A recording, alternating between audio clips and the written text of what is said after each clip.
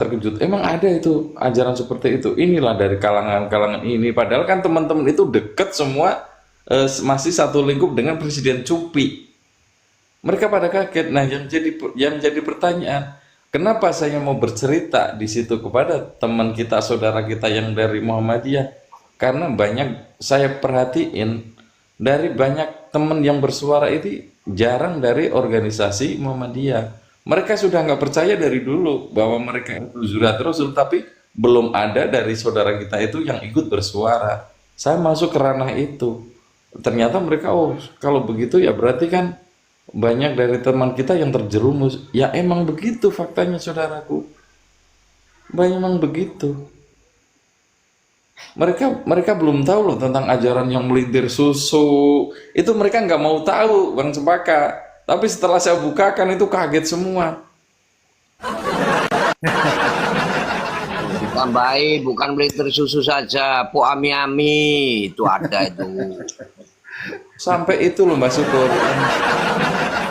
Yang saking khusyuknya melakukan ibadah sholat sampai bisa cerot gitu loh Mbak Syukur. Keluar mani. Ya. Iku mereka Karena di ketawa. dalam otaknya itu gambaran-gambaran pokeh. Dari Itu loh. otaknya itu sudah terisi selangkangan semua, makanya kita sholat itu sampai keluar air mani itu kan saking khusyuknya mereka merekam di dalam otaknya itu barang selangkangan gitu loh. Nah, kenapa saya berani masuk ke saudara kita itu? Karena apa? Saya ingin bahwa banyak dorongan dari organisasi-organisasi lain untuk bersuara. Itu maksud saya, saudaraku. Monggo lanjut. Assalamualaikum warahmatullahi Waalaikumsalam. wabarakatuh. Kita menyikapi Salam dengan hal batin seperti saya Bang itu. Jempaka. Minal aidin wal faizin, Romo Basukur, Bang Lin, abangku yang ganteng, Asulawi, semuanya yang di sini. Mangga dilanjut dulu, ada bakuin di bawah nih. Mangga. Jadi seperti ini loh saudaraku. Ketika kita mengingat ataupun melakukan atau menjalankan ibadah yang sangat-sangat khusyuk ya toh.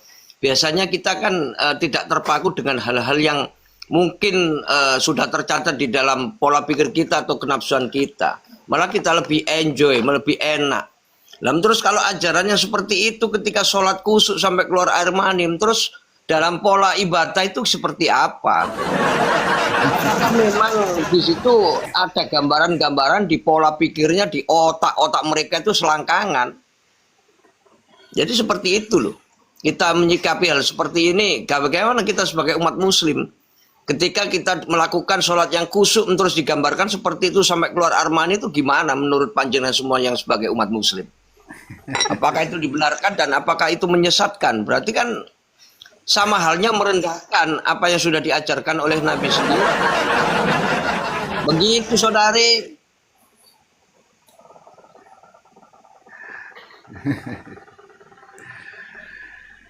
Memang terbalik semuanya. Aneh-aneh. Terbalik. Soalnya kenapa? Iya aneh. Kita kalau berdoa, ibarat kita berdoa kepada Allah, mohon ampun sama Allah atas dosa-dosa yang pernah kita lakukan. Itu kalau kita terlalu dalam kan sambil menitiskan air mata ya, ingat-ingat dosa kita. Iya. Tapi kalau Babi Lawi berdoa itu saya ngelihatnya kok geli ya. Berdoa sambil marah-marah gitu loh. Ini berdoa Kalau kok kita berdoa maksa sambil banget gitu loh. meneteskan air mata, Kang, itu sangat-sangat khusyuk sekali. Tapi bagi mereka berdoa sampai khusyuknya keluar air mani loh, apa nggak enak itu? Enggak, kebanyakan sambil marah-marah Mbak Syukur, seakan maksa gitu loh. Ibarat minta tapi Yang maksa. menangis hanya kemaluannya, bukan matanya. Kan aneh.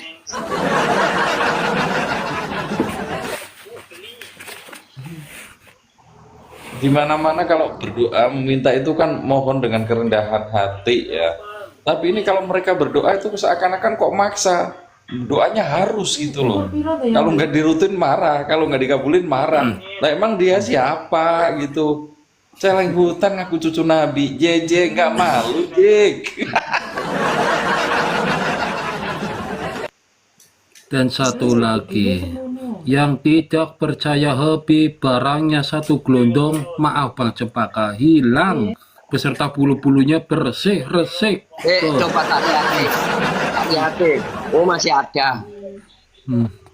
Hmm. Loh, masih ada. Udah. Gimana Selesai, tanggapannya aman. Bang Nggih. Gimana itu tanggapannya Bang Cempaka terkait isi kitabnya kurofat seperti itu, mangga? Tuh, tuh. Kalau yang saya tahu, yang keluar air mani itu orang gantung diri. Itu salah satu cirinya keluar air mani, yang gantung diri bunuh diri. Makanya Kang Cempaka mohon. Ketika kita mengaku sebagai umat muslim gitu. Terus dalam ranah hal seperti itu, apakah dalam pandangan kita sebagai umat muslim, apakah di situ secara langsung ataupun tidak langsung itu tidak termasuk merendahkan orang beribadah secara khusyuk? Ya, Kalau panjenengan gimana itu? ya, tidak ada memang di dalam hukum syariat kita sholat itu sambil keluar air mani. Pakaian kita aja terkena setitik air kencing aja sudah najis, nggak boleh sholat. Ya betul. Ya kan, apalagi keluar air mani. Dulu saya ingat di tahun 2010 ada seorang Habib sepuh, beliau sudah almarhum. Subhanallah, saya ngakui beliau baik. Saya hablum minanas saya lihat ya. Beliau pernah berucap di depan saya dan beberapa teman-teman. Mungkin beliau sudah tahu ya, tapi Allah alam itu mungkin karena karena beliau memiliki suatu kelebihan atau enggak, saya nggak tahu, Allah alam. Beliau pernah berkata seperti ini, kalau kitab Ba'alawi ini sampai keluar, sampai orang ketahui bahaya katanya. Itu tahun 2010. Ternyata ya ini kejadiannya. Ajaran-ajaran yang seperti ini, yang beliau berharap jangan sampai orang awam tahu. Itu beliau sudah almarhum. Tapi begini Kang Cempaka, mohon maaf ya. Ketika kita membedah ataupun meneliti dalam kitab-kitab mereka, katanya kan kadang-kadang kan mereka banyak berstatement. Ketika ada ajaran yang mungkin menyesatkan bagi kita ataupun tidak sesuai dengan ajaran dan syariat yang mungkin sudah kita akui dan kita jalani, kadang-kadang mereka kan memaknai mereka itu ya jangan diikuti. Padahal kalau kita ketahui ya, kita mendengarkan, menyimak dari apa yang mereka katakan atau gaung-gaungkan di depan majelis, sedikit demi sedikit mereka akan mengajarkan kitab-kitab yang mereka yakini bahwa itu adalah sesuatu ajaran. Nah itu kan malah lebih bahaya sekali itu. Nah dari situ juga kita kan bisa menilai bahwa secara langsung ataupun tidak langsung mereka itu merendahkan dari agama muslim itu sendiri dan merendahkan ajaran yang memang sudah diterapkan oleh baginda Nabi Muhammad SAW kepada kita. Itu fakta. Makanya kadang-kadang kalau kita mau membedah ya semua apa yang mereka lakukan itu sedikit banyak sudah diajarkan oleh mereka-mereka kepada kepin-kepin, tapi tidak secara gamblang, tidak secara terus-menerus. Ketika mereka membahas tentang kitab-kitab yang memang sahih, mereka akan menyelipkan sesuatu ajaran itu tidak terasa. Ya itulah yang sangat-sangat berbahaya di situ. Akhirnya orang memahami dikit demi sedikit akan meyakini apa yang mereka sudah ajarkan. Nah, disitulah akan kelihatan jelas bahayanya di situ. Jadi seolah-olah mereka tuh orang-orang yang paling mulia selalu mengajarkan tentang akhlak, tentang adab, terus tentang kelakuan yang baik, tapi kenyataan dalam ajaran kita mereka terbongkar hal semacam itu. Kan begitu. Iya, kembali lagi yang seperti saya bilang tadi, sebelum adanya tesis, kita dulu apapun yang mereka katakan, apapun perbuatan mereka, kita kan memandang mereka ini mengalir darah Rasulullah. Iya kan dulu ya, dulu saya bicara dulu ya. Walaupun itu bertentangan dengan hati nurani kita, karena tidak ada daya upaya kita untuk membantah. Cuman eh, nggak terima aja dia di dalam hati kita. Tapi kan sekarang kan sudah bebas nih, sudah terbuka semua, ya kan? Betul, betul, betul. Iya kan? Sekarang jadi mau mereka bilang apa aja ya, tinggal kita aja lagi kembali ke diri kita. Tanya seperti itu ya. Kita bisa bayangkan saudara ya, ibaratnya nih sholat duhur dah 4 rakaat, saking khusyuknya si Babilawi ini sholat, baru masuk rakaat kedua, terus dia keluar air mani, batal dong. Habis itu mandi lagi kan? Ya kan? Mandi lagi, wudhu lagi, sholat lagi, masuk 2 rakaat lagi, keluar air mani lagi saking khusyuknya, batal lagi, mandi lagi. Nah, selesainya kapan saudari? Bisa sholat duhur aja sampai habis asar loh. Iya kan? Ini bayar rapi, ya susah. Aku Kalau caranya seperti itu, sholatnya nggak selesai-selesai. Kemungkinan kalaupun selesai mungkin nggak bisa jalan kok. Jalan itu kan cembaka. Itu Berarti dia kan gimana itu nggak masuk baca akal ayat. itu. Itu. Kalau mungkin sholat subuh 2 rakaat mungkin baru mau keluar bisa ya kan, belum sampai keluar mungkin sudah salam cuma 2 rakaat. Nah kalau asar sama duhur yang 4 rakaat itu kan lama kan, masuk 3 rakaat ketiga keluar lagi, batal mandi lagi, kapan selesainya?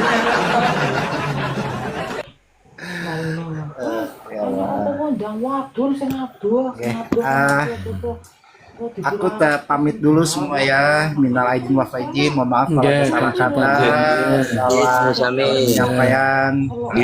Dan sehat selalu kita semua ya. Amin. Insya Allah malam besok teman-teman dari Naat, dari PWI mau berkunjung silaturahmi. Amin. Amin, amin, amin. Amin. Ya, Sehat-sehat. Assalamualaikum Sehat-sehat. warahmatullahi wabarakatuh. Waalaikumsalam. Sehat-sehat penyembaka. Waalaikumsalam warahmatullahi wabarakatuh. Gua harus ngomong wis malam mudur. Itu yang dibilang orang tuh Laskar PKI itu. Jadi bahwa saya Ada keluarga wakil bilang ngaku. bahwa Wakil dulu ya. Iya bang. Mau tanya apa, saya wakilkan Ya tadi itu dia kan bilang Habibnya Habib yang sepuh, yang nggak bener itu Habib muda. Yang namanya Habib yang masih hidup di bawah naungan RA, gelar Habib yang dari Robito, itu tidak menutup kemungkinan setelah dapat gelar Habib itu dikasih kitab yang sama. Kenapa? Setiap ceramah-ceramahnya itu selalu nyombong-nyombongin buyutnya, tidak pernah menceritakan sahabat Nabi kayak ini kayak tidak pernah gitu loh. Berarti ini kitab besarnya ada di Robito itu sebenarnya. Makanya mulai kalau menurut saya mau yang tua kayak yang muda kayak yang namanya Mbak Alawi, hablu celeng itu nggak bisa, keturunan Nabi nggak ada. Enggak kan tadi, mohon maaf tadi kan di garis bawah itu sama Pak untuk urusan hablum minannasnya gitu loh. Beliau nggak percaya. Dia nggak percaya.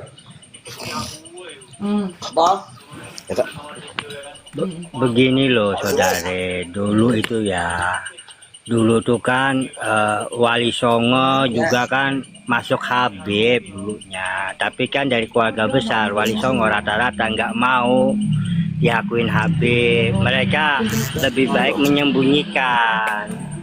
Ini kan permasalahannya pada waktu itu ya gara-gara Bademit itu bawa keturunan Wali Songo ke sini itu 550 tahun udah putus, nggak ada turunannya. Ini yang mengakibatkan sebagian yang merasa dari jurat Wali Songo ini ya mulai membuka suara. Nah itu. Kalau saya dengar gini, Romo 212. Kalau saya pernah lihat itu dari majelis suronya RA itu yang namanya Habib Muksin itu yang sepuh itu. Bukannya kita tidak meneliti, memang kita tidak punya datanya Wali Songo, Duriah Wali Songo. Dia nggak ngakuin memang gitu loh. Makanya di stop di situ. Seakan-akan nggak ada turunannya kan begitu.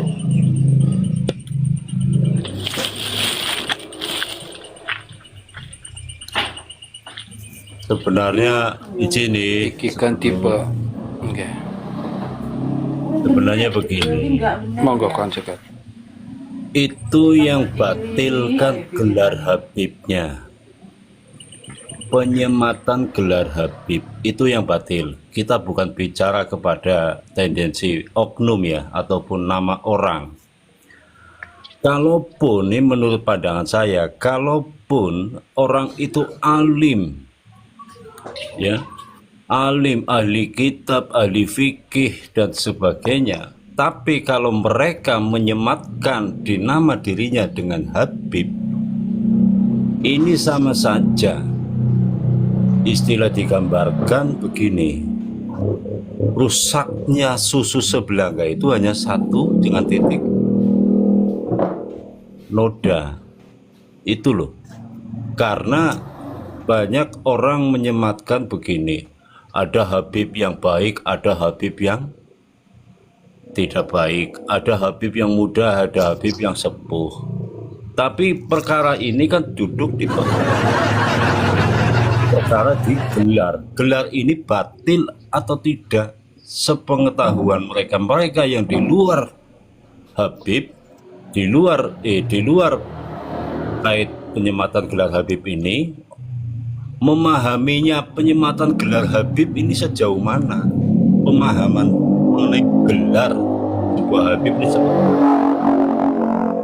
Kalau kita mengatasnamakan seseorang ini akhlaknya baik, ya, dengan ilmu sosialnya baik, dengan masyarakat sekitar baik, punya pondok pesantren baik, tapi kalau kita bahwa orang tersebut menyematkan di nama dirinya digelari Habib, apakah kita akan sepandang sebagai orang baik? Kan di situ kuncinya. Jadi ini sama saja membenarkan perkara yang batil, tapi dikait-kaitkan dengan akhlak yang baik. Akhlak sebaik apapun kalau masih digelari dengan nama Habib, kalau menurut saya itu tetap batal. Karena demi kemuliaan yang dikejar, Ya, demi perut. Boleh saya menanggapi dari Kiai Al, teman-teman? wah, Dari biasa, bukan kiai saya, dia Sulawi. Nanti pada cium tangan aku yang repot. Iya. Saya akan buat kesimpulan Habib yang tertua ya, teman ya.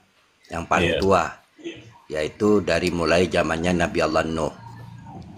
Paling tua itu. Ya. Jaraknya Nabi Allah Nuh ke Nabi Allah Lut itu ratusan tahun. Ya. Nabi Lut ke Nabi Ibrahim pendek. Nabi Ibrahim ke Nabi Musa jauh. Terus kepada Nabi Muhammad beritanya sama. Habib-habib ini mengaku bahwa dia mengaku sebagai anak-anak Allah dan habib-habibnya Allah. Itu Habib yang tertua. Ya, oke. Bagaimana statementnya Habib-habib yang tertua dulu dari mulai Nabi ke Nabi sebelum janin Nabi Allah Muhammad ada? Ya, ittakhadhu ahbarahum wa ruhbanahum arbaba minallahi wal masihu ibnu Maryam. Ya, satu. Ya ayyuhalladzina amanu in katsiram minal ahbari wa ruhbani la yakuluna amwalun nas bil batili wa yasudduna an sabilillah. Ini harus ada itu, teman-teman ya. Artinya kalau mau berhujjah, ya, saya perhatikan bagaimana tadi gitu kan. Ini tentang Habib-habib yang tua ya.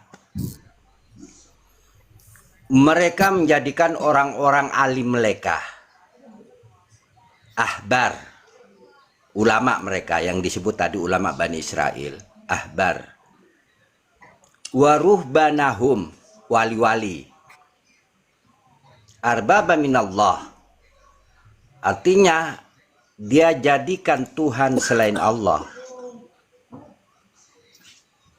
Dia sudah membuat habib-habib yang tua dulu, ya, menjadikan bahwa ahbar dan rahbi ini sudah dijadikan Tuhan, termasuk Isa putra Maryam.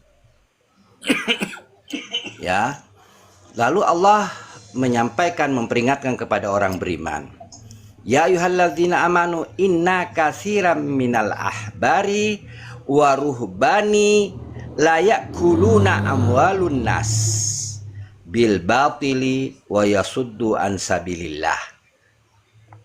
Wahai orang-orang yang beriman, nggak ada titelnya ini, nggak ada titel kiai, hanya iman, nggak ada titel ulama. Yang ada titel ulama itu Bani Israel.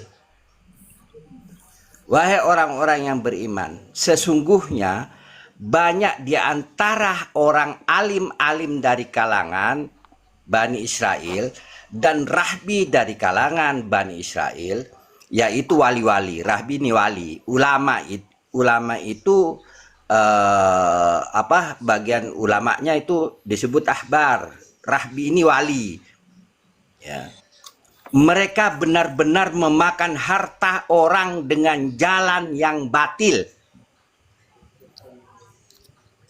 ya. Dia makan, termasuk kontolnya makan itu dari hal yang batil. Tak mulia dengan cara yang batil, mengaku-ngaku dia sebagai abnaullah wa ahibbauhu, dan anak-anaknya Allah dan habib-habibnya Allah, untuk menipu umat. Bagaimana cara makan mereka? La yakuluna amwalun nas bil batili wa yasuddu an sabilillah.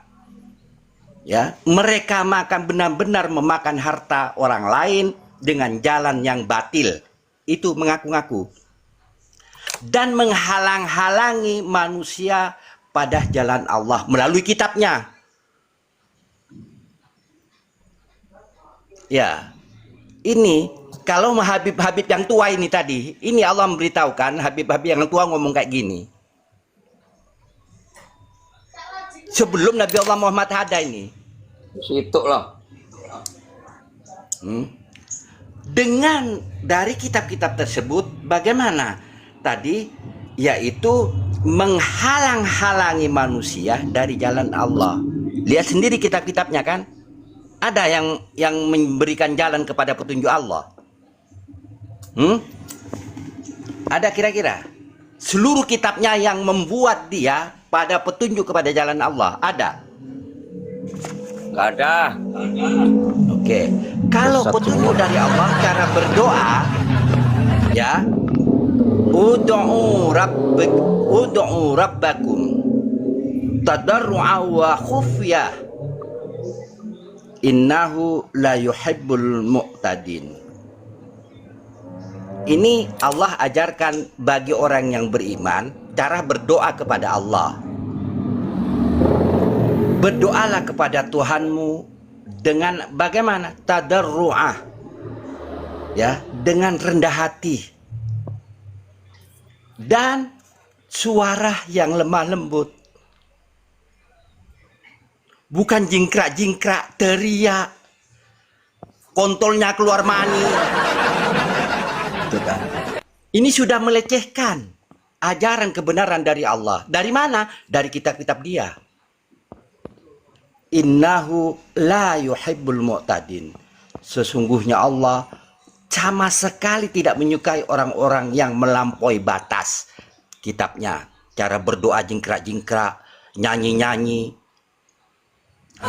dibuat mainan, kontolnya keluar air mani, kan melecehkan agama Allah. Dia menciptakan agama untuk melecehkan agama Allah. Ketika dia mencatut nama Allah, pasti akan merusak nama Allah. Ketika dia mencatut malaikat, kan sudah berulang tadi. Mencatut malaikat akan merusak malaikat. Mencatut nama Rasul akan merusak. Ketika dia mencatut Gundurwo, akan merusak nama tatanan Gundurwo.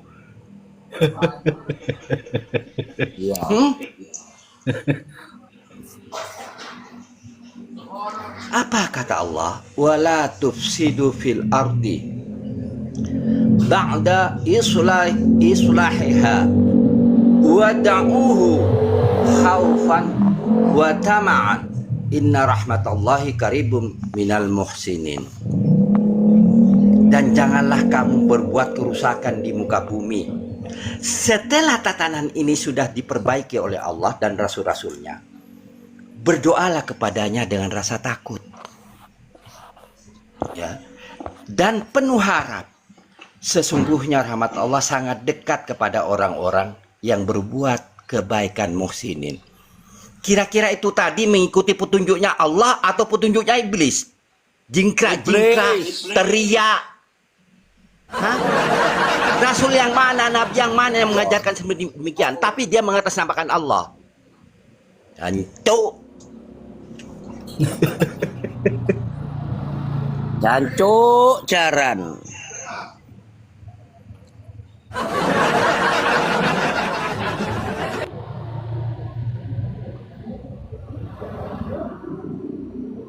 Jadi memang seperti itu, Kang Den. Kalau kita menyikapi dari kitab-kitab mereka itu penuh, bukan penuh, bahkan itu memang ajaran-ajaran kesesatan. Bahkan di situ juga merendahkan apa yang sudah Allah catatkan di dalam Al-Quran itu sendiri.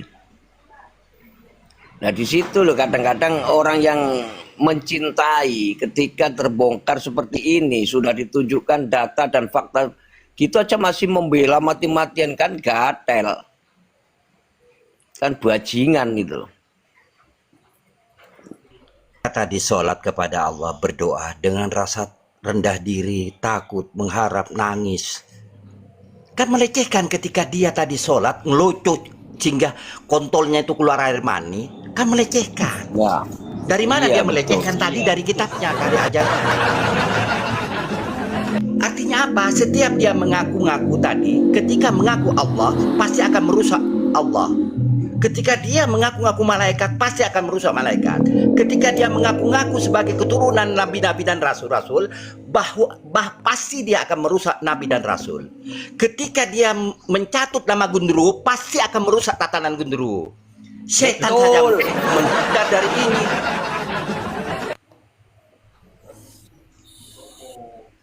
Tinggal dia siapa yang mau dicatut sama dia?